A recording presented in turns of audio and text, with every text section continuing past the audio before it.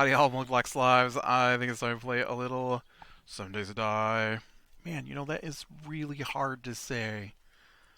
I tell you, I almost every day have to stop and start my recording over because I can't say, howdy, y'all. Welcome to Lax Lives. It's bizarre. It's bizarre. I don't know why. You think something you'd said a million times that you'd be able to say it, but nope. Nope, it's like a tongue twister sometimes.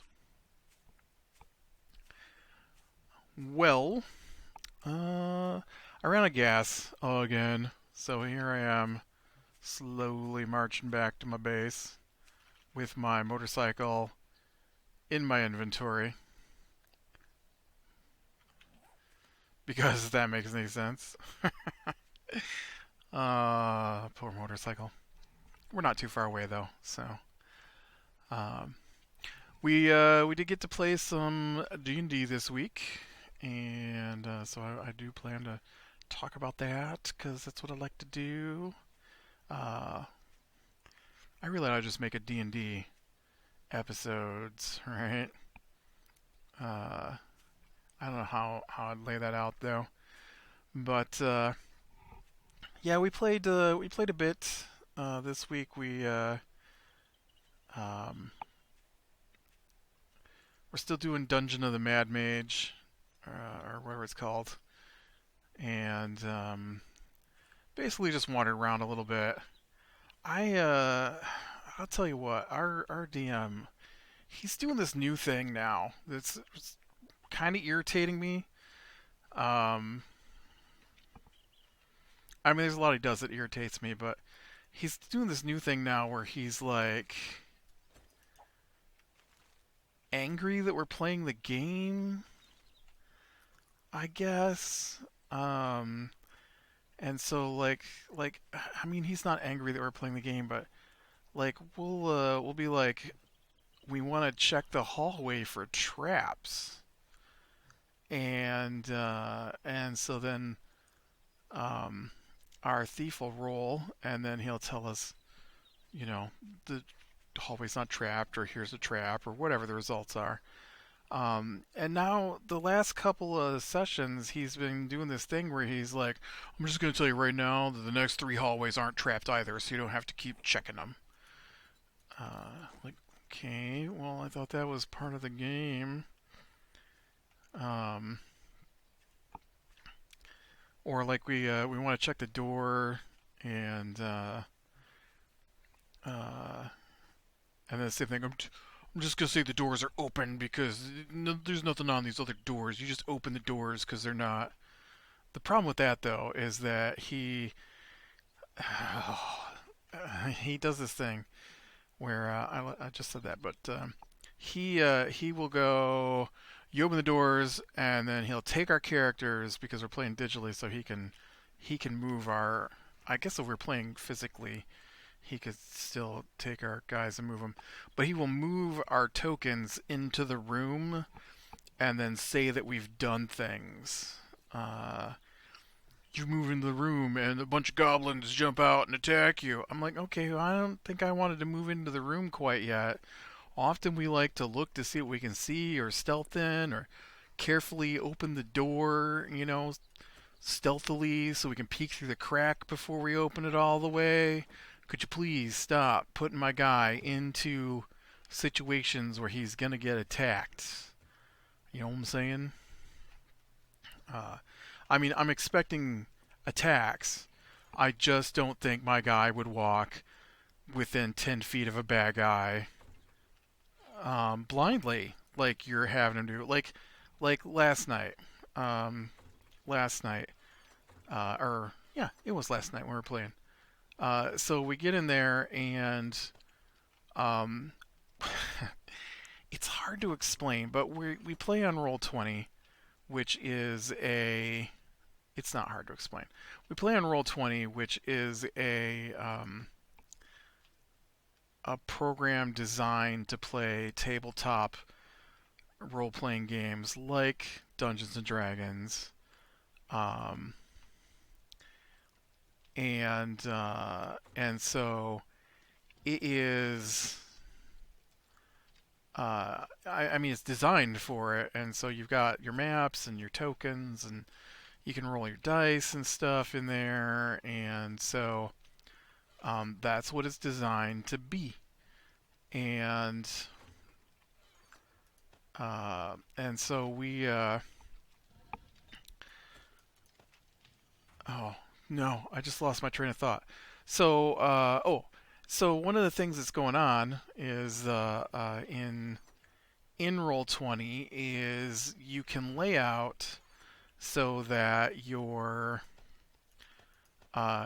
map has borders along the walls, and then you basically you have your map, and as the DM, you can draw lines on the map in Roll20 that correspond to the lines of the walls on your map.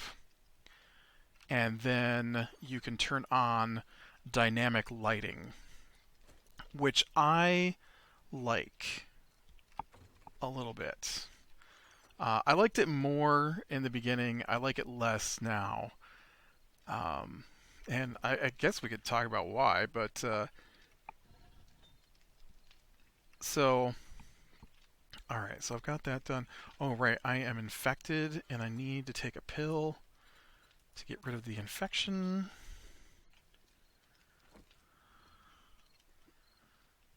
And then I need gas. Always needing gas, man. Oof. Time to go find. You know what? There is a car, something or another, right over here that we walk past, I think. So let's go check this place over here. So so like let's say this is the map, all right, and so this is a hallway.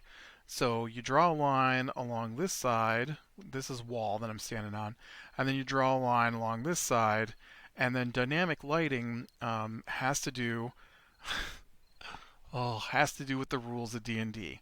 The problem is our DM does not understand the rules and won't listen. And so there's a thing called dark vision in the game. Dark vision means that unless you have the updated version, there's like an upgraded version for some people. You can see 60 feet in the dark. If there's any kind of light, it looks like bright light. If there's no light, then it's black and white and dim light. After 30 feet, I think. So it's 60 feet, basically. You can see 60 feet in the dark. So, to my DM, that translates into everyone can see 60 feet, regardless of what's going on. And so, when we first started playing the game and using dynamic lighting, what dynamic lighting does is using those lines that are drawn in the walls, it blocks you from being able to see anything else on the map. And I like that because when we first started playing on the maps, we didn't use dynamic lighting, and our DM would only clear up what he wanted us to see, which unfortunately is not how far our characters can see. And so he would, and he still does, constantly. Oh, man, just thinking about it is irritating me. So you got a guy. He's in a hallway. All right, you're in a hallway. You can look down the hallway, and the hallway's 100 feet long, right? And it's lit up. So 100 feet of lit up hallway, anyone can see, right? Anyone, except in our game, because dark vision is 60 feet. So therefore, actual sight only can see 60 feet. We'll ignore the fact that bows have a outside range of like 750 feet or something like that. And some of the rifle weapons in the book are like 1,200 feet. Um, so we'll ignore that those are also sight ranges. So he thinks that 60 feet is as far as you can see. So when he sets dynamic lighting, he sets it so that we can only see 60 feet, which is a problem when you're trying to see what's going on, because 60 feet in the game is, 12 squares? It's 5 feet per square. And 12 squares is not very far when some rooms are farther than that across. And so not many rooms, I guess, but there's a lot of hallways, and then we can't see where the like the end of the hallway where the uh, hallway branches, and so you can't decide what you're going to do next. I don't know. All I can see is a straight hallway that we already rolled to see if we just detected any traps in. So I guess we're going to keep moving down this hallway. Well, I mean, I need you to pick which direction you're going to go at the end of the hallway. Well, I can't see the end of the hallway yet because you've got me set at 60 feet. At one point, he had us set at 30 feet. But when we started, he chose what to reveal, and so he wouldn't reveal all of a room because there were bad guys in there that he wanted us to be surprised by. Not that they were hidden, just that he didn't want us to be able to see them. And, weird. I really expect to be bad guys in here. Why aren't there bad guys in here? And so super annoying because he would block. He just wouldn't undo parts of what you should be able to see. And so it was super annoying. So then he switched to dynamic lighting. I got him to switch to dynamic lighting, and he didn't have the vision distance set, and so you would be able to see as far as your guy could see before it was blocked by something else, and then we would just have our characters react based on what they could actually see, and not what we could see. But it would let us see the map. And is this? I think there's a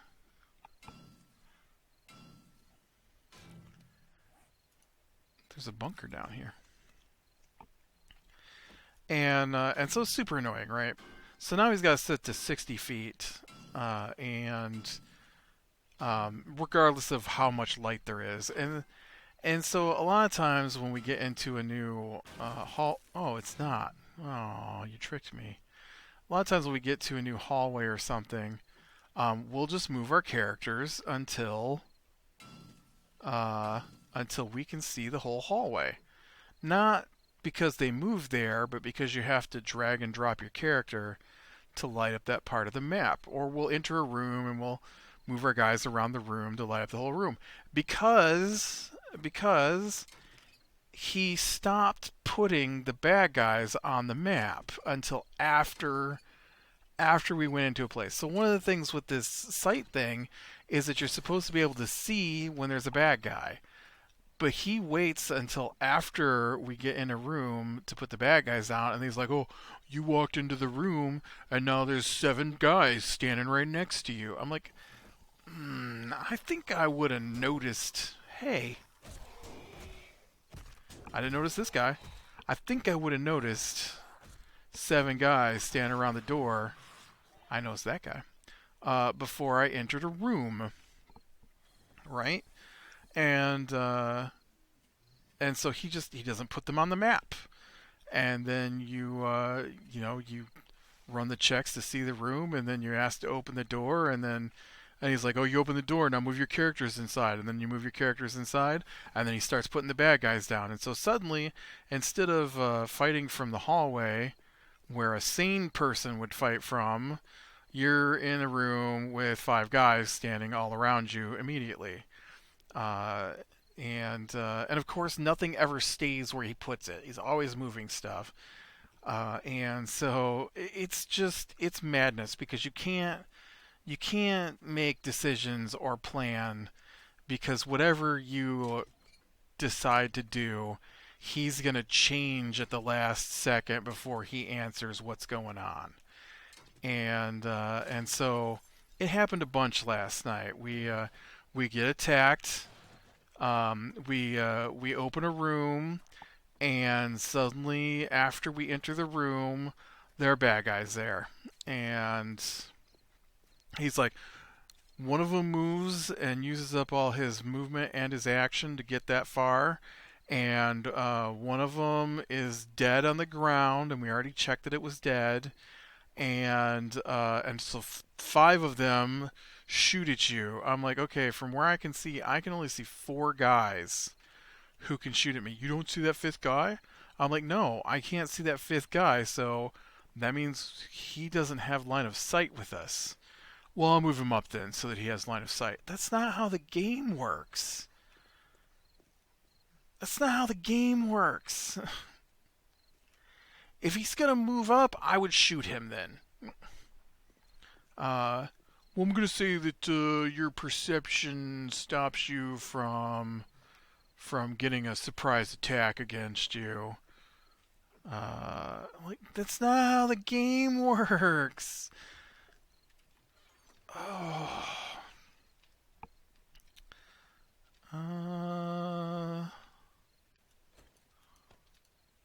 I'm running out of meat. I need to do some hunting. Did I not grab a new quest?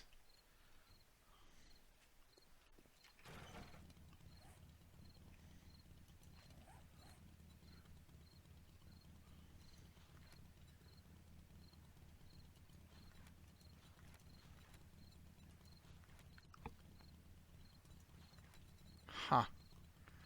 I apparently did not get a new quest from the store. So yeah, we were running a lot of that last night, and one of the times, we get into the area and there's the hallway, and it's really long, like super long. We can see um, 60 feet. I don't think he has our sight set correctly. We're not seeing 60 feet. I think he's got us set to 40 foot of vision, honestly. Um, and so uh, we're moving around to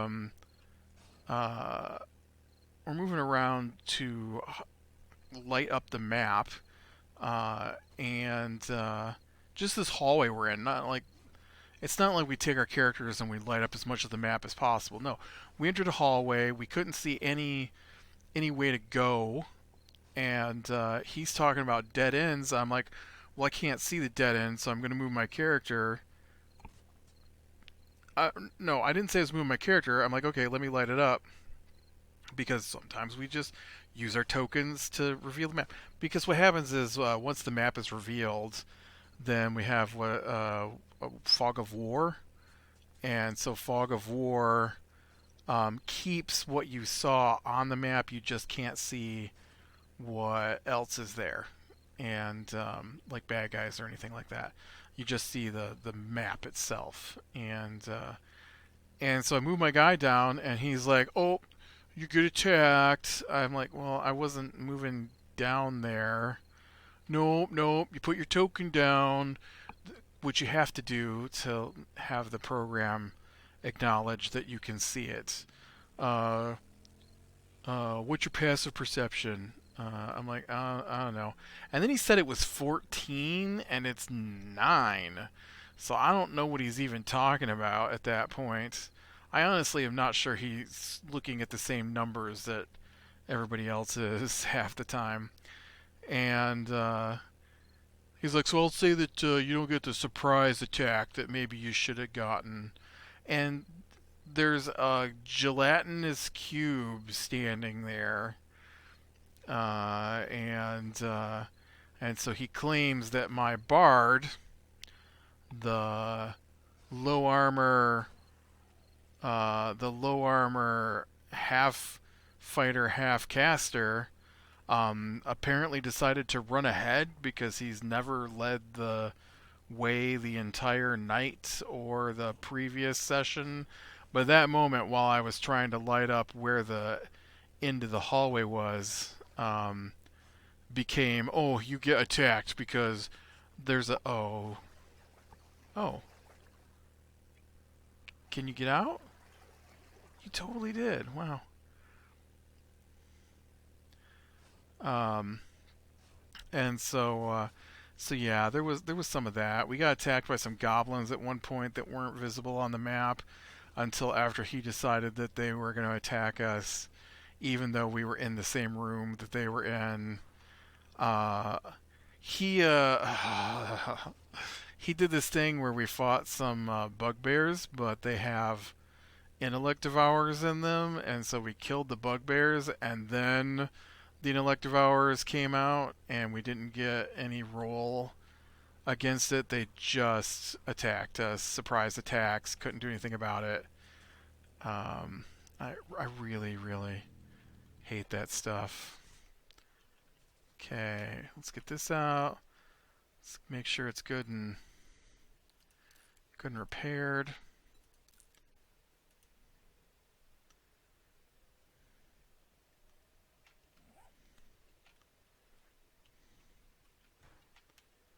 I don't know what this one even is.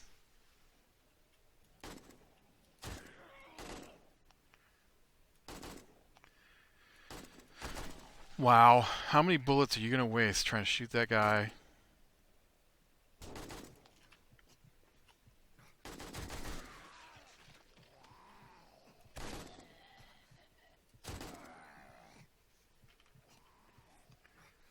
Uh,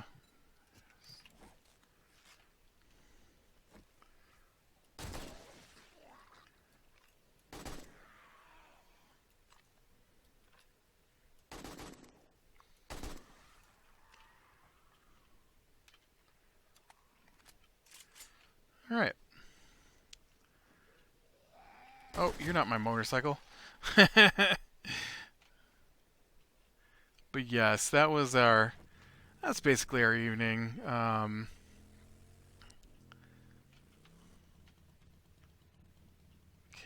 I need to go. I guess. Where's the closest trader from here?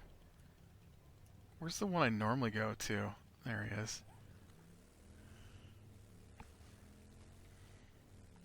It's nighttime though, so it won't do me any good to go to the traders.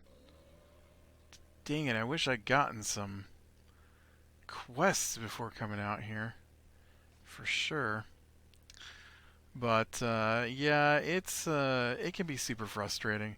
I was hoping that the other guy that we play with had asked me some questions this week about starting up D&D, and he had asked me about what version of Roll20 we use, and I wasn't sure because I use the free client, but our DM uses the subscription one so that he can do um, the DM stuff, and and so I was kind of hoping that maybe next week he would start because he said he wants to run a game, and I was like, oh, you should take over every other week, and we can run two campaigns, one where you're the DM, and then one where the other guy's the DM. I feel like maybe I should take over a week too, and we should just run separate weeks because, I mean, I do DM, so It's not like a stretch for me to DM a game. Um, I just I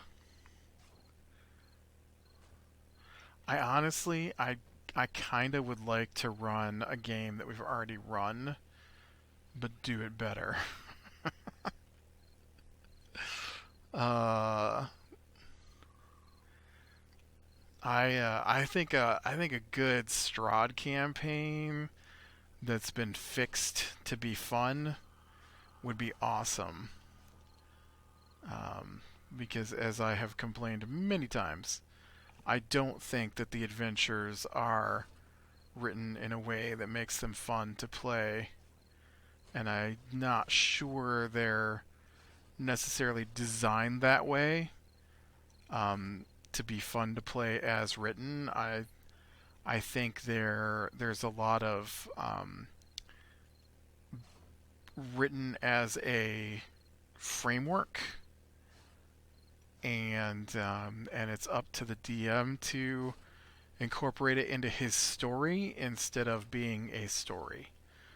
And so, yeah, it's closed.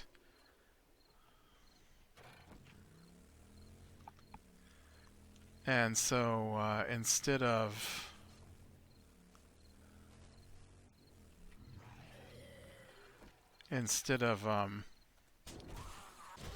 well, that was bizarre.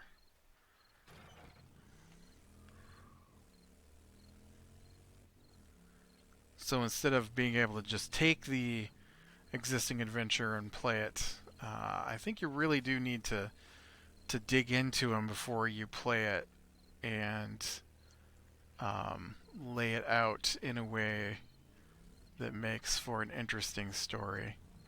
I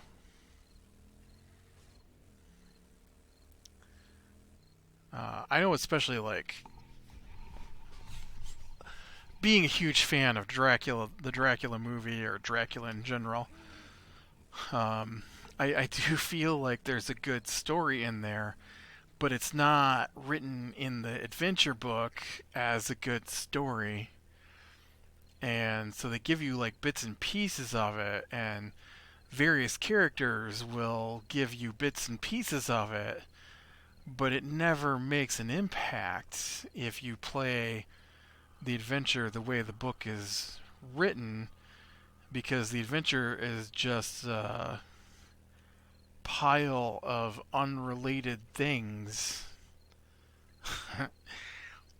with lore, and that's it. And that seems to be, for the most part, what I have experienced from these adventure books is that they are a pile of quests or a pile of places that are loosely connected, usually just through geography, and they don't put any effort into making a story really to connect them. Um, just just an example I haven't used before.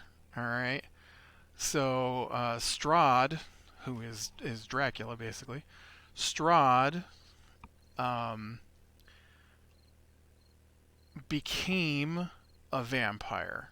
Right, he wasn't born a vampire, and even ignoring the reasons why he became a vampire or any of that, just looking at how he became a vampire,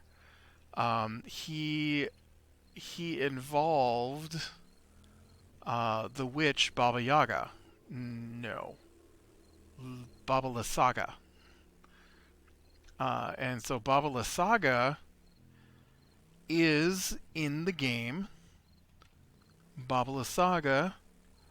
Um, I mean, I guess I don't know because I didn't read the book.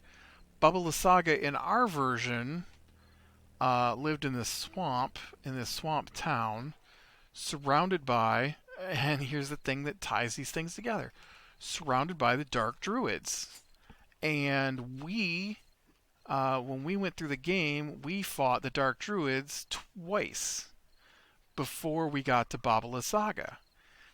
And but looking at how Straw got his power, he employed Baba Lysaga, and she helped him become the vampire that he became. And so in her mind, I think she was his nursemaid when he was a baby, and so she also helped him become the vampire Strahd, and so she views herself as kind of this mother to Strahd, and so in the campaign that we ran, which was not done correctly, in the campaign that we played through, she was just crazy, and she decided that this stone, I think that she had, or maybe it was a doll, that it was Strahd, and that she was still taking care of baby Strahd. If that's the way it's written in the book, it really makes no sense. Um, and I could totally see how you could take that and adapt that into a storyline where, like, maybe she feels shunned by Strahd because she doesn't live in the castle anymore, and Strahd has put her out, and then later Strahd wants you to kill her, and so you would think that the reasons that he might want her dead is because she knows the secret about how to undo his power or something. And nope, nope, she's just crazy in the version we played, and she won't give you any information because of how much she loves Strahd, and she just tries to kill you because we're not allowed to talk to people in our campaigns, and then we get yelled at for not role playing. And so, I totally could see how you could adapt the little bits that are in there with Babala Saga, how she helps Strahd become a vampire, how she knows how she would be. I don't have anything. Dang it! I couldn't even get my gun out and loaded. I forgot, guys drop out of the ceiling there, and but you wouldn't know any of that if you hadn't read through the book first. Like if you're just going chapter by chapter, like our DM does, you can't. Oh no! Oh man, I'm a long way from home.